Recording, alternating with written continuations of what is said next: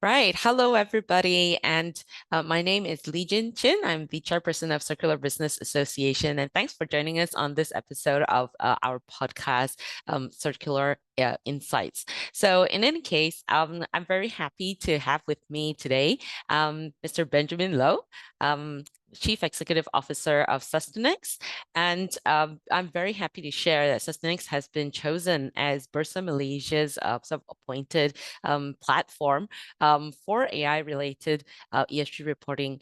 And we're here to actually learn more about it. Thanks very much, Benjamin, for joining us today. I'm so happy to be here. Thanks, Legion, for inviting me. It's always good to speak to more people and just kind of showcase what sustainability is and also what we do at Sustenyx.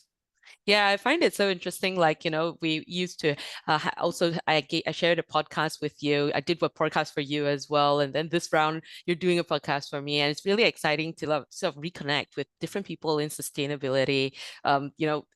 Opportunities to collaborate always emerge. No, definitely. I think that's the key of sustainability, partnerships, collaborations. I think you can do sustainability alone. So yeah, I think this is really one of those good examples of creating collaborations and winning partnerships. Right. So maybe let's jump straight into it, Benjamin. Could you let us, our audience, know a little bit more what Sustenex actually does and how do people actually use this? So Sustenyx was coined from the phrase sustainability technology nexus. But it's kind of just a fancy way of saying how we want to simplify sustainability using technology. I think the reality is sustainability covers so much: circular economy, net zero targets, biodiversity, waste, water, energy, and the list goes on.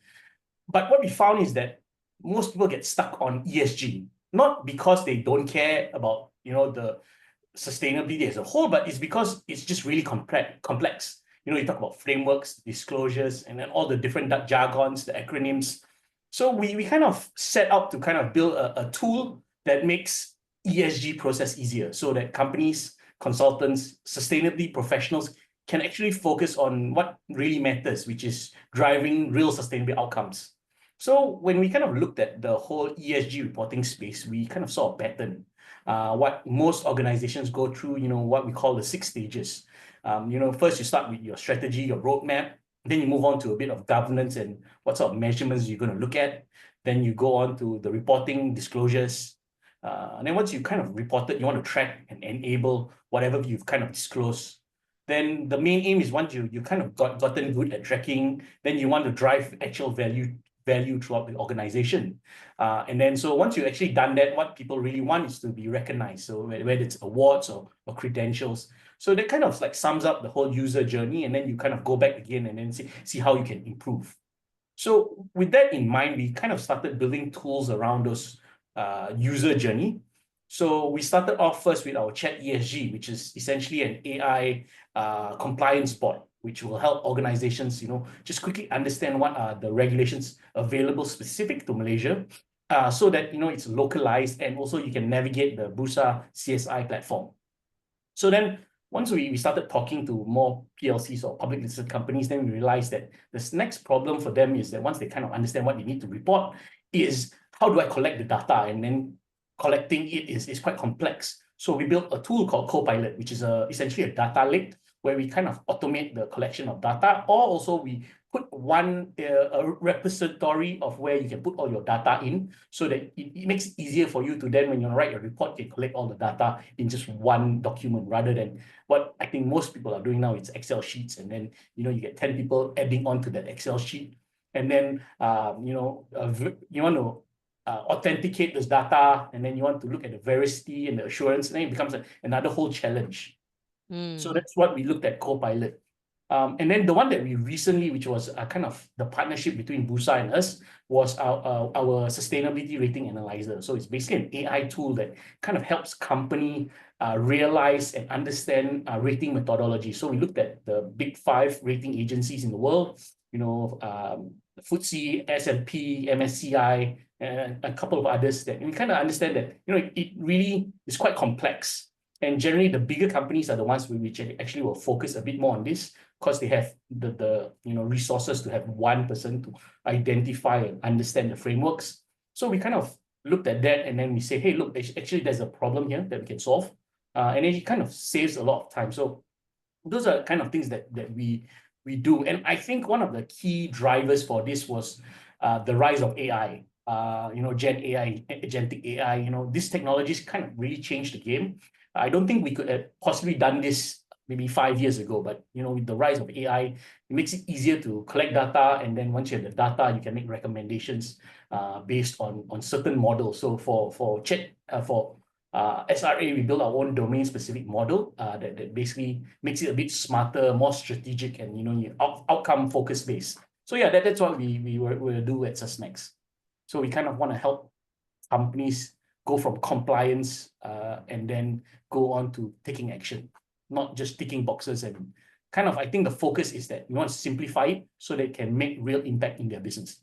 So picking up on that point that you mentioned there, it reminds me of what people would say: if something is sort of mentionable or measurable, then in the end, it would be a basis for you to actually take action or manage it.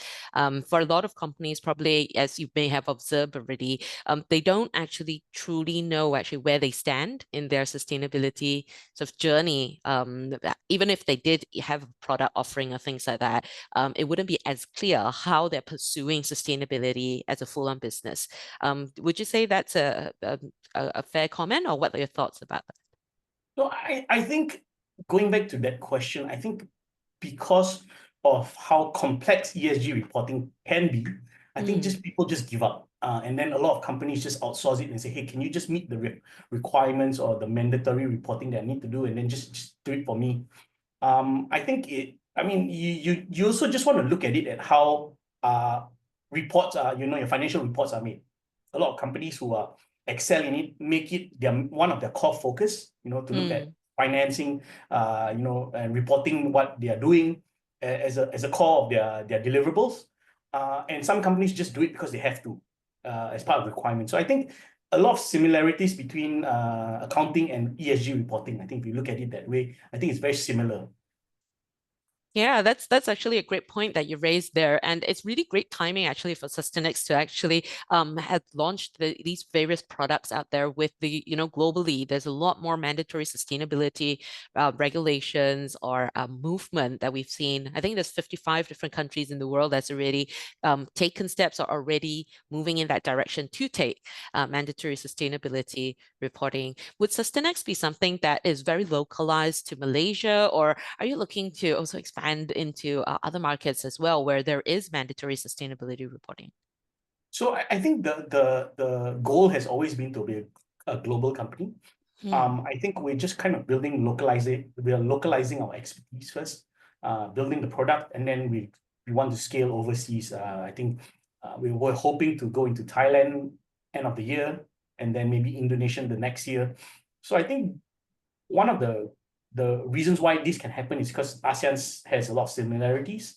And then in Malaysia and Thailand, SET just adopted FTSE rating, which is one of the ratings that Bursa is pushing heavily on. So there's a lot of similarities in a lot of the reporting standards and reporting guidelines, and then also the indicators that they look at. So I think that similarity will help us scale into those markets. That's really exciting. Looking forward to see how we could be able to support you guys in your journey as well.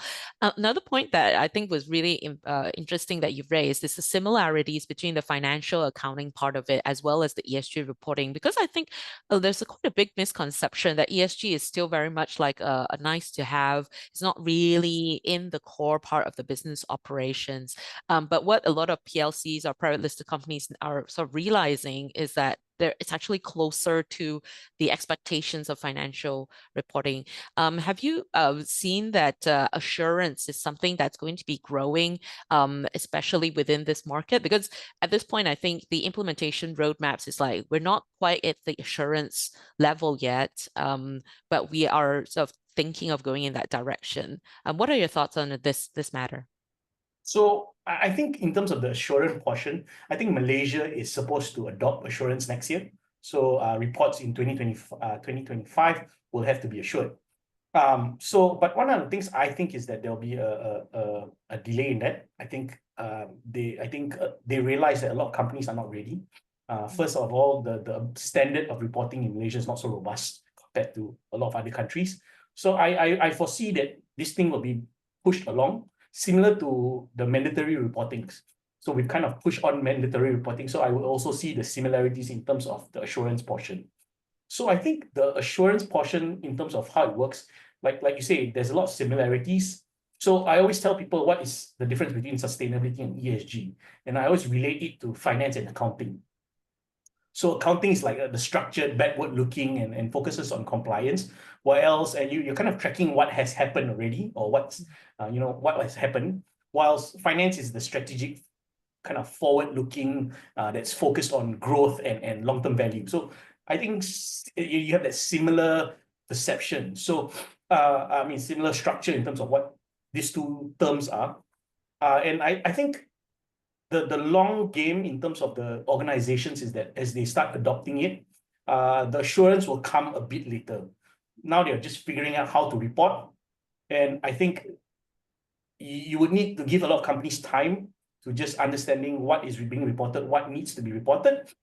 Before then, they start looking at the assurance portion. So I wouldn't be too hell-bent on going out and looking at greenwashing, companies who over advertise on what they're doing. I think, a lot of these conversations should be done in closed doors. Say, hey, this might not be right. And then technologies like what we're using, our SRA, kind of prevents greenwashing because we know in terms of, for example, rating bands, you don't go from a 1-star to a 4-star overnight. Then it just signals greenwashing. So there's kind of different. I think Bursa has done it well. They've kind of have different stopgap measures. I mean, it's not so much implemented, but you have different ways to look at where greenwashing will happen. And then so it's kind of a good a replacement for assurance when you have third party coming to audit and kind of assess with this so-called scoring. So yeah, I wouldn't be too pushy on having assurance coming in soon. I hope that the adoption of reporting becomes more robust. So if you look at PLCs, only the main market has to report. So that's about 300 companies. And then you have 700 companies in the ACE market and then the lead market. So these are the ones that they are focusing on getting to report up to standard in terms of reporting. And then you look at the larger picture is that you have 1 million SMEs, 1 million plus SMEs in Malaysia, which don't have those reporting requirements. So I think our focus should be educating on how companies should report and where they start. Malaysia has done quite well with the SEDG. I think it's quite a robust framework for reporting, but at the same time, it becomes a bit too complex for people who've never done it. So I think there's an opportunity for just consultants, for the ESG professional space to kind of upskill in those areas and also kind of push forward sustainability reporting as a whole.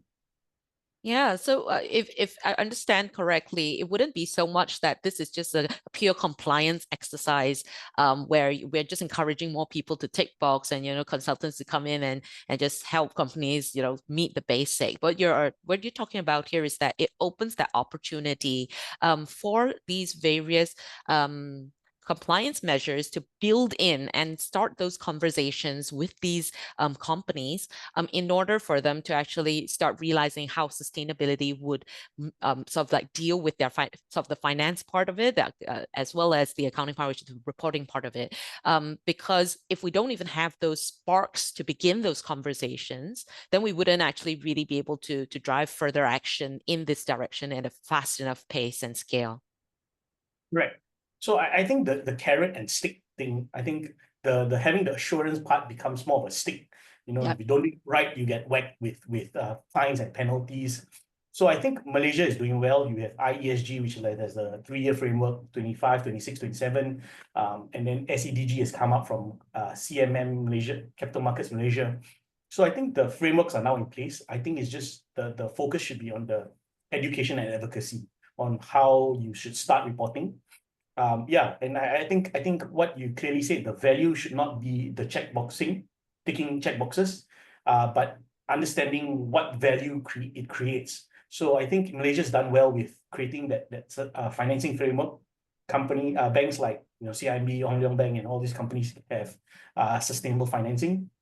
So they've launched project which they will help SMEs, smaller companies, who are beginning their journey get preferential rates. So I think that's the stick, and then the advocacy part of the potential of that really will I think will amplify the push. So and then a bit off tangent, I guess, everybody's talking about Trump and Trump kind of dismantling the ESG, ESG space. But I look at it differently. I think it's more of a recalibration of ESG, and to be frank, I think it's a good thing.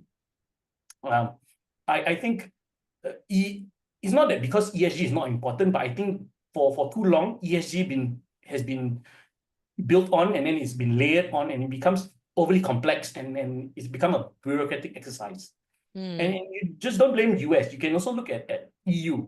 They've kind of moving to simplify a lot of the reporting frameworks and the reporting guidelines. And if you can just look at CSRD and then ESRS, where they've kind of actively working on what you call proportionality and flexibility.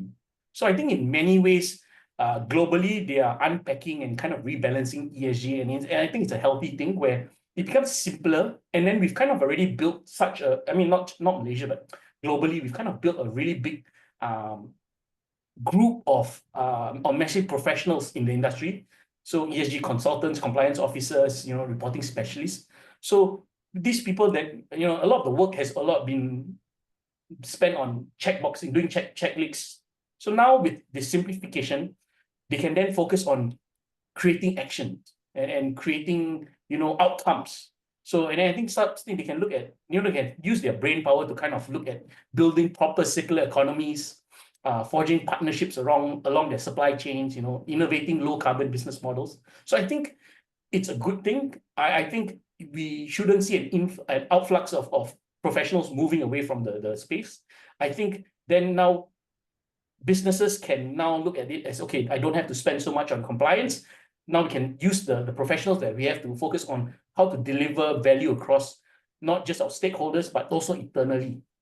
So I think it's a good move. I think more people should be more positive about it.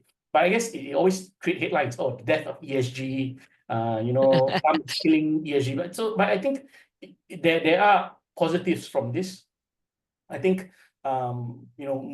especially for developing nations, I think the complexities will make it easier for us to do business with those countries, and also help us, I think, again, it goes back to just transition. We cannot be put at certain standards where, we are beginning to be, adopting this sort of, adopting some of these practices into our businesses. So I think it's a good thing. Yeah, and I think just picking up on what you were mentioning just now, there's also this frustration, I think, among corporate sustainability responsibility or chief sustainability officers that we've been starting to see, at least within our realms, where it's not so much an outflow of professionals away from those jobs, but as you say, it's probably a recalibration of what actually are these jobs supposed to do, and what is that impact that these talents want to achieve. So it's probably a good timing for this whole realm to be ruffled up a bit more. There's the technology part like Sustenyx with AI coming in, changing how consultants or even these officers would work. And at the same time also, with these various reporting requirements and things like that, you get to sort of see that it's getting shaken up, and things are going to be moving faster a bit more if people actually jump on this opportunity instead of getting stuck in that sort of like, oh, this is a bad time. Because actually, I think people just borrowing from the sort of investment realm, the bear market is the market where you can earn the most money, right? So this is actually a great opportunity. And just wondering, how would sort of talents interact with Sustenyx in order to help them with that function? Maybe you could give a little bit more, say how would let's say a chief sustainability officer be using Sustenyx, or maybe even a key consultant who's hired by a company to deal with this, use Sustenyx to help their client companies? So I think at the moment we have a couple of key tools, which is our SRA Chat ESG. So these are tools that can fulfill specific problems for these professionals. So like we Right. talk about Chat ESG, ever-changing regulations. So you can communicate with Chat ESG to understand what are the latest requirements. Because So we've you trained. literally just type it in, like type it in like a chat GPT type of thing. Correct. Right. Correct. So the difference is that we train the model on our localized context. So Bursa has, I think, 180 documents in terms of regulations. So we've kind of trained it on that. So it's specialized, it has specific context, and then it prioritizes localized regulations before you go on to different regulations. So it's kind of specific, market specific, which is specific for Malaysia. And then you have Copilot, basically CSOs can look at it. Okay, if I need a tool that kind of help me collate all the data. So companies like, I think IJN has developed their own sustainability tool, costs a lot of money to build. So we build a product that not the bigger boys will use, but kind of the mid-cap market, smaller cap, and then hopefully sooner the SMEs can use, where you can collect data, you look at your data sets, and then also we've kind of put in what are the mandatory requirements for both Bursa reporting, and then now they're moving towards IFRS. And then also we have implemented a framework for SEDG, so whether it's basic, advanced, intermediate, advanced. So companies can collect the data and then see what is missing from the reports. And then, it's kind of a tool that CSOs can use to kind of simplify their reporting process. And then we got SRA, which is basically a tool where we help you optimize your reports. So I think one of the key things that we spoke to a lot of people is that, look, they publish a 100-page report and then they get 2-star on the ESG rating.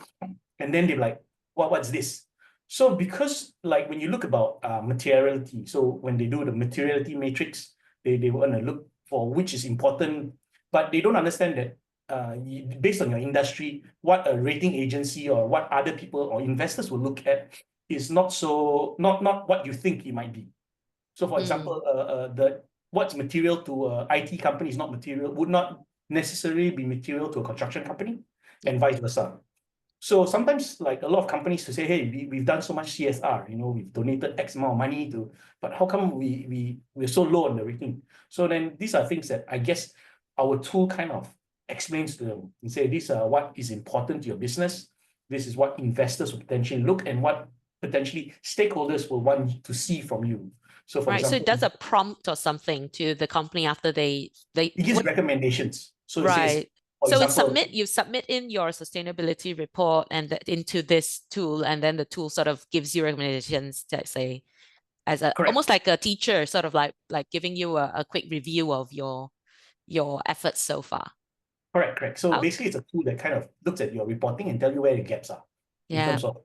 So it's like for Malaysians, what we all Malaysians love is our cheat sheet lah. So I think the whole point is to simplify the process, and big organizations have one sustainability expert to kind of look at what the frameworks are for these rating agencies, but not all companies can do that. So this is a tool that basically will do 80% of the work in terms of understanding what your exposure levels are, what is important, what is material to your business, and what you should focus on. So I think that's what how we can interact with professionals out there. So of course, Wow. with AI coming on board, there are a lot of developments that we want to do. We want to be a holistic tool and simplify the processes. But currently, we have 3 individual tools that you can make interact with. But we're coming up with a wholesome tool that is a one-stop tool to make it easier to interact with the solutions that we have. Right. So on that note, for those who are actually quite nervous about AI and, have been seeing it from the sidelines, haven't really jumped in yet, and seeing the possibilities, I guess, like what you described here about how AI could be used to help them in that journey and how it's really already implemented in Sustenyx, which Bursa has now adopted. What would your advice be for them in terms of getting into that space and start using these type of tools? Yeah, I think full disclosure, I'm not an AI expert, but we build AI tools. So I think my advice is quite simple. Start with curiosity and not complexity. So you don't need to be a coder or fully trained in machine learning with it to get started in AI. I think just explore. I think you should start with just the tools that are available now, ChatGPT, Notion AI, image generators like Midjourney. You'll start using them on a day on boring tasks, whether it's to like brainstorm ideas, get used to it. Just get comfortable with using tools, like ChatGPT, you can ask ChatGPT, how do I, position my brand? And then they'll come up with a list of things. Just get used to using it, like how you use your Gmail or your chat, your WhatsApp. Just get used to it.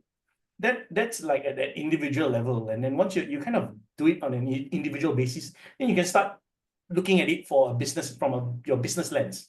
Are you going to want to adopt AI more seriously in your organization? So if you're planning to do that, then you have to start with your data. So I always tell people when I speak to them, your data, your organization's data is your thumbprint. So it basically tells the whole story of your organization, how it operates, what is core to your business, what is not core.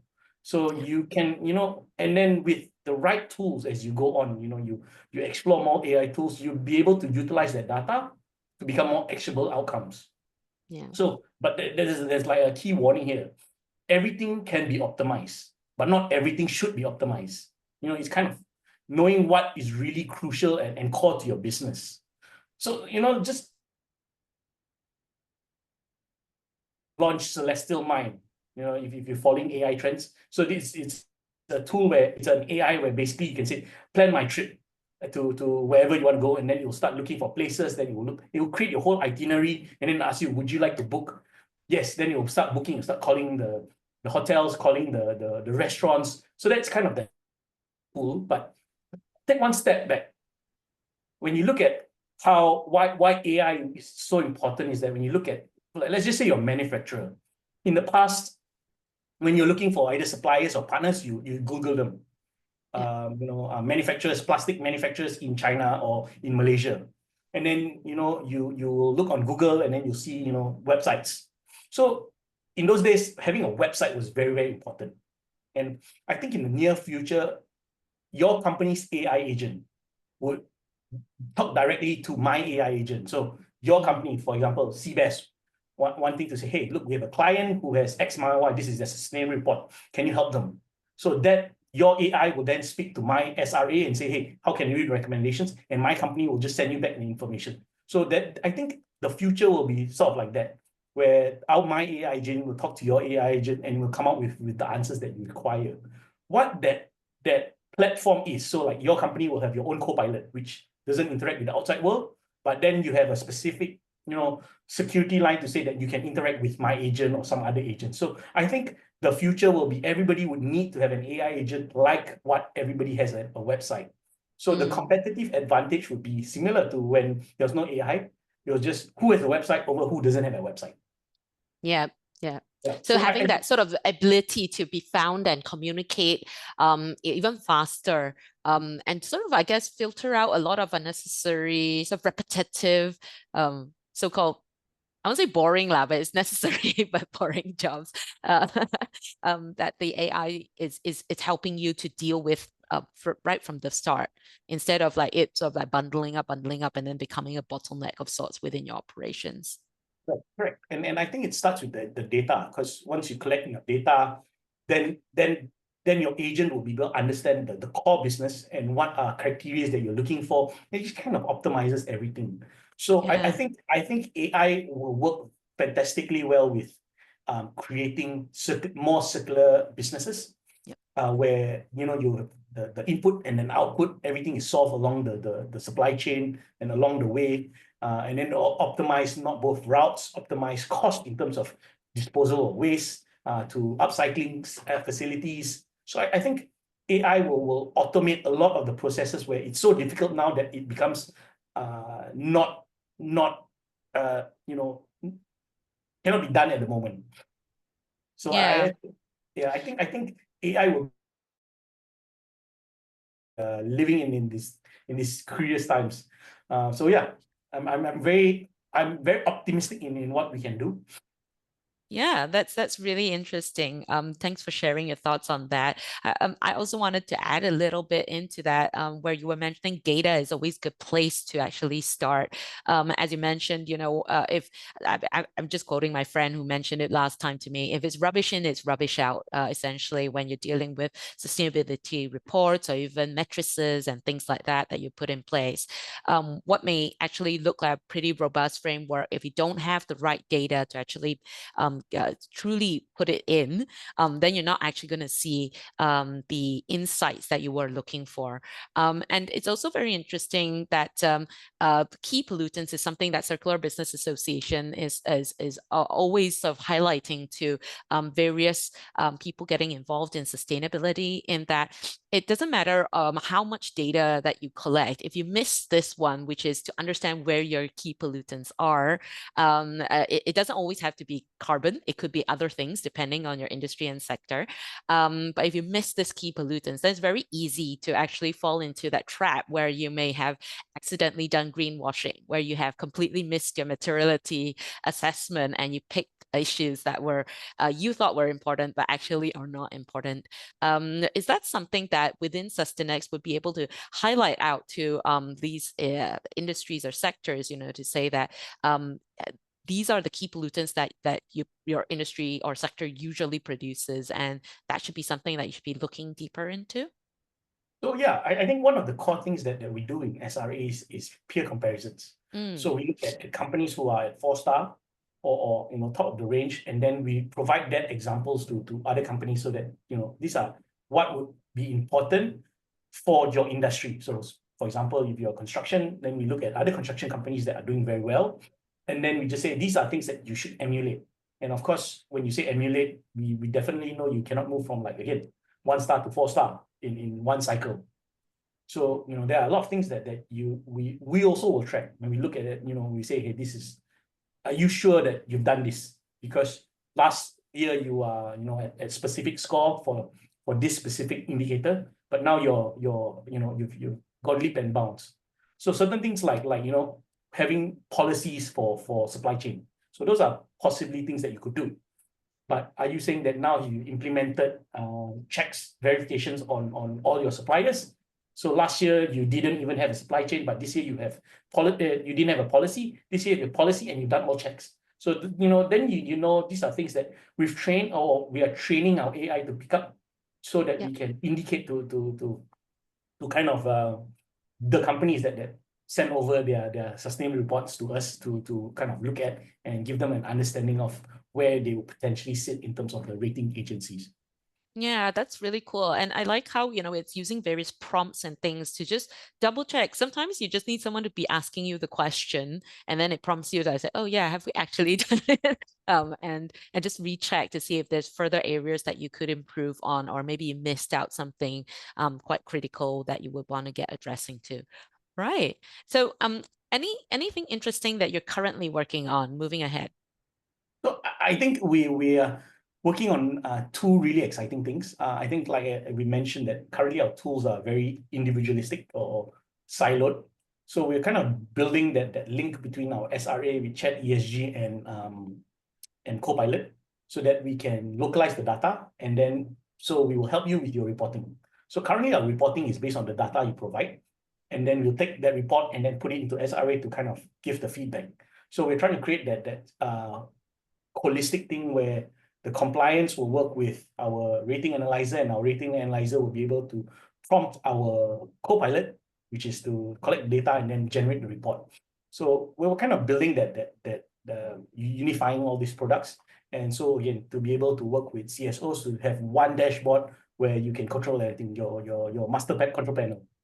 I think that's what we're working at. And how we're doing this is that we kind of launched a partnership with Alliance Bank.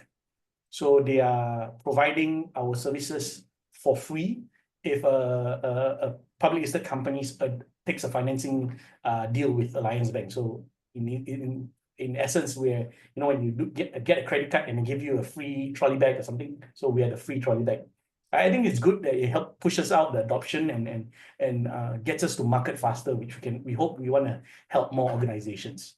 And the second thing is that we have eClaim, which is our education arm, or upskilling arm, where we are now working with C40 cities to localize the training for DBKL. So we were trying to create, localize the content of their inclusive climate action. So these are things that we're trying to really push, where we want to focus on advocacy as well. So that's the two really interesting things that we're working on. So I think at the end of the day, we want to make sustainability real, relevant, and then also within reach. Wow, thanks very much for that, Benjamin. It's really exciting to hear, developments that you have been achieved already and that we're moving forward to work on. It's great to have that sort of a free gift of thrown in for people going into getting finance and things like that. It makes it a bit more sort of like, wow, okay, people are paying attention to this. It's not like ESG is dead. It's just that ESG is changing, and expectations are changing, and these tools are here to actually help people move ahead to meet those changes with more confidence, rather than getting lost in the sea of information, as you say. So I guess the last question I guess I would like to ask would be, why did you actually even get into this realm of sustainability, ESG, climate, circular economy, in the first place? Did Sustenyx sort of stem from that inherent purpose, or was it some I don't know, interesting opportunity that just emerged and you jumped into it? So I always tell people always ask me, hey Ben, are you jumping on the ESG wagon? So I always tell them that my undergrad degree was a double major. I majored in economics and sustainable development. So this was like 20 years ago. So I've always been passionate about the environment, about sustainability. I think we met each other at a youth organization. So my passion has always been that, but I've not been, when I first came out from undergrad, they had this thing called CSR.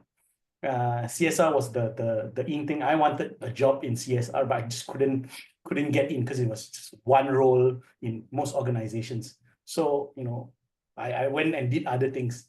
And when I finally had the opportunity to move into the space, I saw that I've worked in tech most of my career, so that this was my one chance to kind of take what I've been good at into what I'm passionate in. So I think that was where Sustenyx was formed, where eClaim was also formed. Yeah, and I think the opportunity here lies in that I think the technology has also caught up with what is needed for sustainability, because I think it's very, very complex, or ESG is very complex. And I think with the emerging technologies available, I think we can simplify it and create an opportunity for all businesses to be included in this and to contribute to the betterment of society. So I think that was why I came on board to join Sustenyx. Wow. And for those talents who are sort of sitting on the sidelines now, not sure if they should be like converting their career into ESG sustainability, do you have any words for them?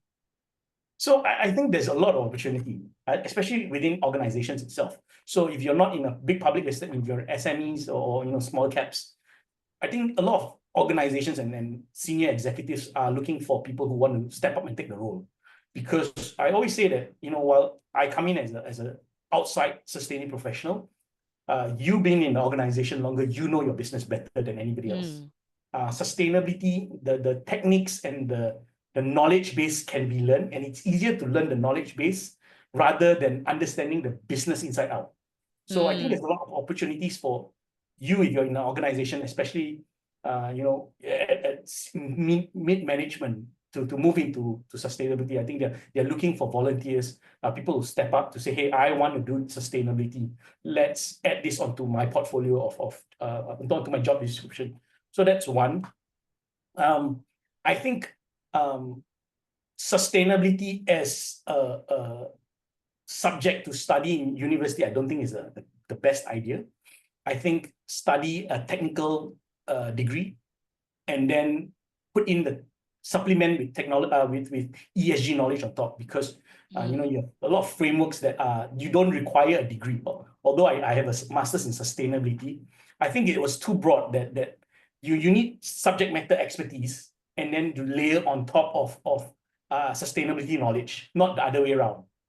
So for someone like me, sustainability knowledge, then it's good for me to start a company and then build what I know as like a very wide and then hone down on technology rather. But if you're in the business, you'd rather be an accountant and then build on sustainability knowledge to help your business, or a marketer to build on sustainability knowledge to improve your business. So I think that is for people who are looking to move into the field. So if I hear you clearly, what you're saying is that it doesn't matter which career or job function you're currently in, there's actually a lot of opportunity for you to actually take on board further ESG and sustainability knowledge, to pair it with your existing sort of functional knowledge or your professional knowledge, and make a lot more impact in that, because it's, you know, your business well, you know, your technical function well. Now it's a matter of how you're just going to apply it to deliver on sustainability.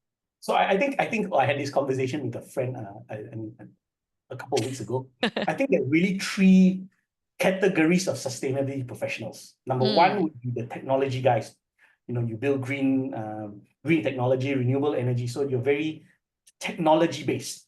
Right. And then you have the sustainability guys who do the compliance. So your CFOs, your accountants, your financing guys who look at the compliance aspect of sustainability. And then you have the culture change, the management drive of sustainability. So you're the guy who will implement sustainability initiatives within an organization or partnerships within external parties. So there are only like really three categories of sustainability. So when you look at it, you really need that technical knowledge in a specific field, whether it's business admin, culture change, HR, engineering, or engineering, or then accountant. So law. sustainability, or law, So that sustainability is that layer where you add on and not you go and study sustainability, which I think is also a good thing that not many undergrad universities, undergrad degrees have a sustainability degree in sustainability. I think that's quite good as well. I think at the master's level also, while I did my sustainability master's, I think it's fantastic. I was, I was given opportunity to look at a lot of different things, but unless I think it didn't help me so much because I was not technical.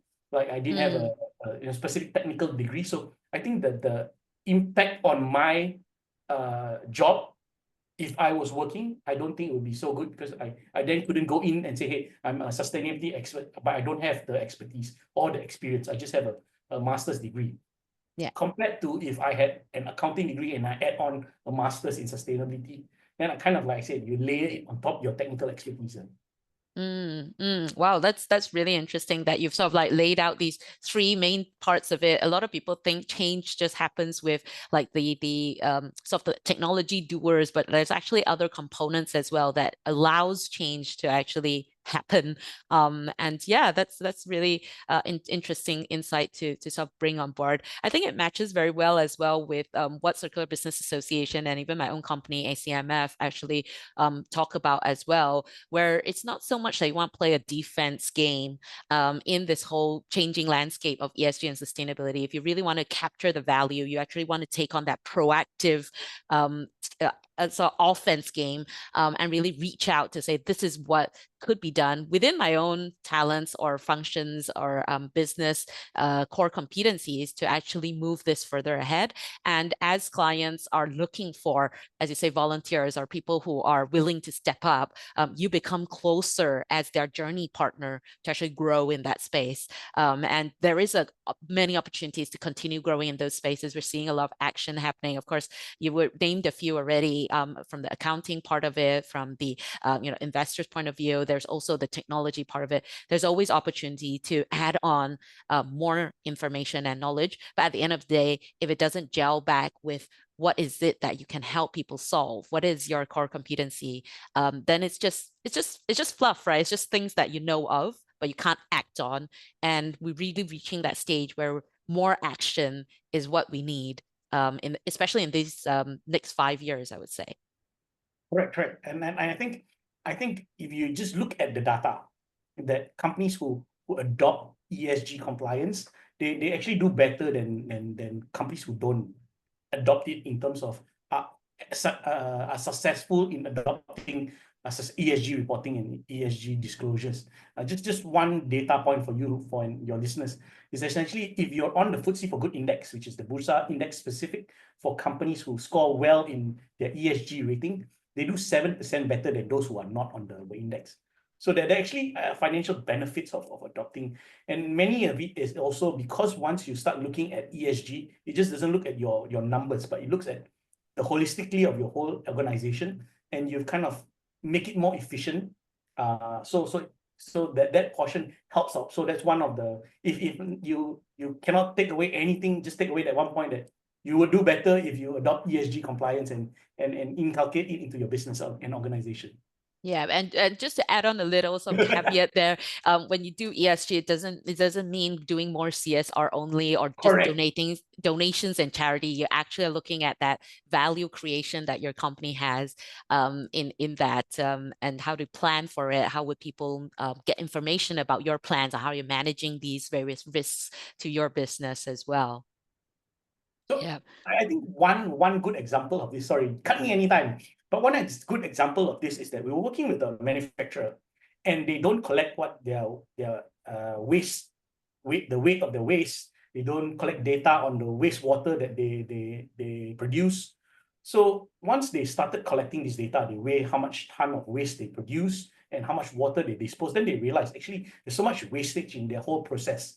And it's not because that they were not efficient. It's just that it was not something that they thought of to collect the data. So, but once they collect the data, because they had to report, and then they realized, oh, we can optimize our water usage here, and here. And then it became a lot more efficient, not just in terms of that water and waste, but also the implementation of the function of their manufacturing processes, which also saved them a lot of money in terms of. So these are things that once you, like again, garbage in, garbage out. But once you start collecting data, then you can then look at where can I optimize. So I think that's one of the key caveat when you say ESG adoption. Yeah, because it is an advantage, but if you don't use the advantage fully and in the right way, it could be something that could kill off your business. I think ESG is reaching that point.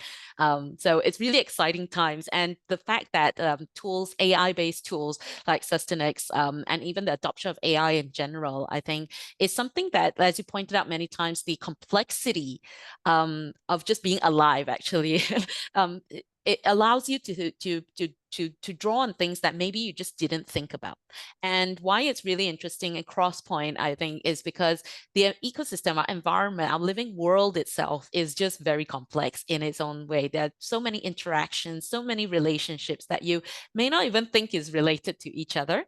But then once you're able to comprehend that complexity and work with and grow with that complexity, you suddenly find yourself seeing a lot of opportunities to either optimize or play a role or create value that is necessary for that ecosystem or that living to materialize in a very different way.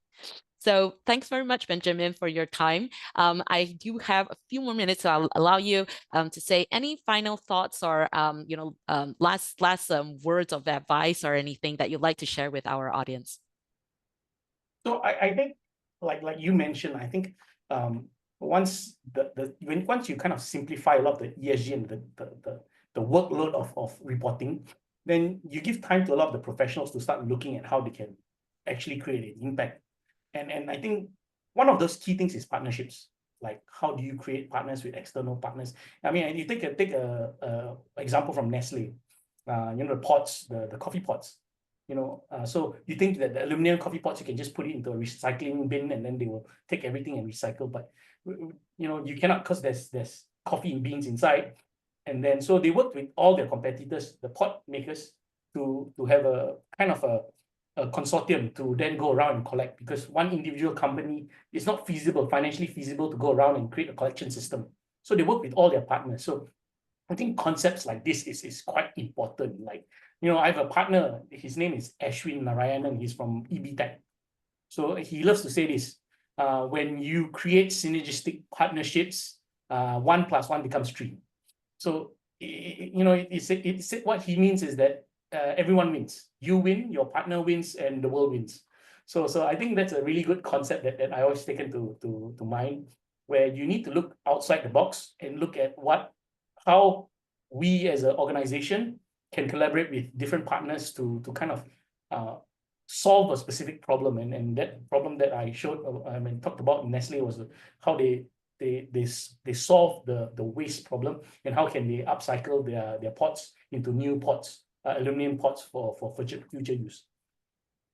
Yeah. Thanks for sharing that thought. In fact, it gels very well with also what Circular Business Association we always try and communicate across, and it matches also the ISO standards for circular economy, whereby it's not so much just a value chain anymore. You're actually looking at your value network, and by mapping out and understanding that value network and the billing relationships that go in, you're actually able to find different opportunities for leveraging on your partners, people who are already engaged with you, people who you haven't yet engaged, but you share common sort of interests in to actually work together in your sustainability journey. And really at this point where we only have, if the science tells us is a very short runway, this is a perfect time to be looking at those potential collaborations and cooperations, because all of us wouldn't actually be here if we didn't have those relationships to begin with. So how can we use those relationships to actually move ahead faster together for the benefit of all of us? Thanks very much, Benjamin, for your time. It was a pleasure sort of hearing your thoughts on all these various topics, and congratulations again for getting the Bursa appointment for Sustenyx. It's a great achievement. Really happy for you guys, and looking forward to seeing what opportunities there are to work together and support each other's journey. Thank you so much. I think I had a lot of fun doing this podcast. I think maybe next time we can get you to come back again on eClaim and then talk more about CBAS and ACMF. Yeah, that would be great. Thank you very much, Benjamin. Thank you so much. Have a good one.